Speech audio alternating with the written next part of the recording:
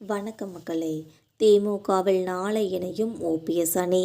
வைத்தியலிங்கம், வெல்லமண்டி நடராஜன் அவர்களை பற்றி இந்த வீடியோவில் ரொம்ப விரிவான ஒரு தொகுப்பாக பார்க்கலாம் வாங்க.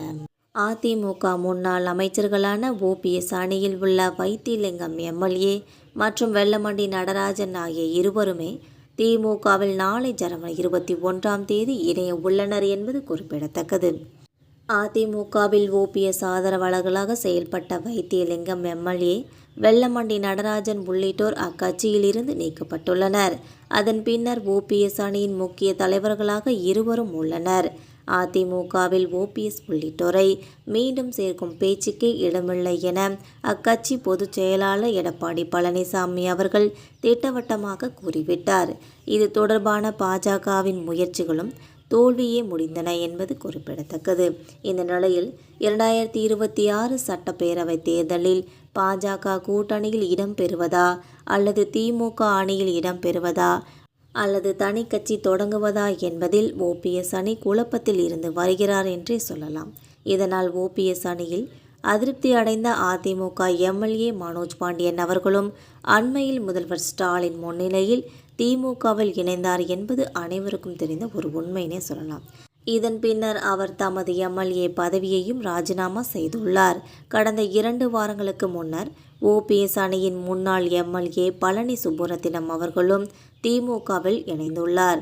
மற்றொரு முன்னாள் எம்எல்ஏ ஜேசிடி பிரபாகரன் அவர்களும் அண்மையில் விஜயை சந்தித்து தாவேகாவில் இணைந்துள்ளார் என்பது குறிப்பிடத்தக்கது. மேலும் ஓபிஎஸ் அணியின் முன்னாள் அமைச்சர்களான வைத்தியலிங்கம் எம்எல்ஏவும் வெல்லமண்டி நடராஜன் அவர்களும் திமுகவில் தற்போது இணைய இருப்பதாக தகவல்கள் வெளியாகி உள்ளன.